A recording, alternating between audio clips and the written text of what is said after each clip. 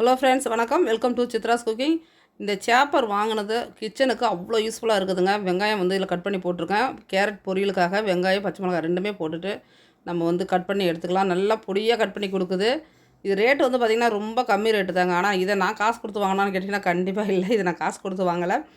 நம்ம ஜவுளி எடுக்க போன கடையில் வந்து நம்மளுக்கு இது வாங்கின ஜவுளிக்கு ஃப்ரீயாக கொடுத்த ஒரு பொருள் தாங்க இந்த சேப்பர்.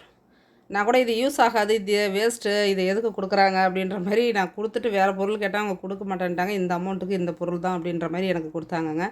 நான் வேஸ்ட்டுன்னு நினச்சது இன்றைக்கி வந்து எனக்கு கிச்சனுக்கு அவ்வளோ யூஸ்ஃபுல்லாக இருக்குது. கட்டிங் சேப்பர் நம்ம முறையாக பயன்படுத்தணுன்னா கிச்சனுக்கு ரொம்ப ரொம்ப யூஸ்ஃபுல்லாக இருக்குது. நீங்களும் வேணால் வாங்கி யூஸ் பண்ணி பாருங்கள். இன்றைக்கி தேவையான காய்கறிகள் எல்லாமே இந்த சேப்பர்லேயே கட் பண்ணி இன்றைக்கி நான் எடுத்துட்டேன். நம்ம புதுசாக வாங்கின குக்கரில் இன்றைக்கி வந்து சாதம் வச்சுருக்காங்க. சாதம் வந்து 2-3 தடவை வச்சாச்சு. குக்கர் வந்து அந்தளவுக்கு சூப்பராக இருக்குது பாருங்கள். ரொம்பவே நல்லாயிருக்கு. அதுவும் தேவைப்படக்கூடிய நண்பர்கள் வந்து நீங்கள் இந்த சாப்பர் வந்து வாங்கிக்கலாங்க. கேரட்லாம் பாருங்கள், அப்படியே அந்தளவுக்கு பொடியாக நறுக்கி கொடுத்துருக்கு.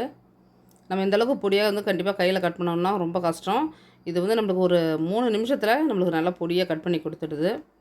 இன்றைக்கி குழம்பு பார்த்திங்கன்னா முருங்கைக்காய், முள்ளங்கி சேர்த்து காரக்குழம்பு வச்சுருந்தாங்க. அந்த காரக்குழம்புக்கு இந்த பொருளெல்லாம் வறுத்து நீங்கள் அரைச்சி ஊற்றுனீங்கன்னா டேஸ்ட்டு சூப்பராக இருக்கும். அதில் என்னென்ன பொருள் நான் சேர்த்துருக்கேன்னு கேட்டிங்கன்னா, கொத்தமல்லி, கடலப்பருப்பு, வெந்தயம் வந்து ஒரு 1/4 டீஸ்பூன், ஜீரகம் வந்து 1/4 டீஸ்பூன் அளவுக்கு போட்டிருக்கேன், தேங்காய் போட்டிருக்கேன். ஆயில் சேர்க்க தேவையில்ல, அப்படியே வறுத்துட்டு நீங்கள் குழம்புல சேர்த்திங்க, கார குழம்புல சேர்த்திங்கன்னா டேஸ்ட்டு வந்து சூப்பராக இருக்கும்.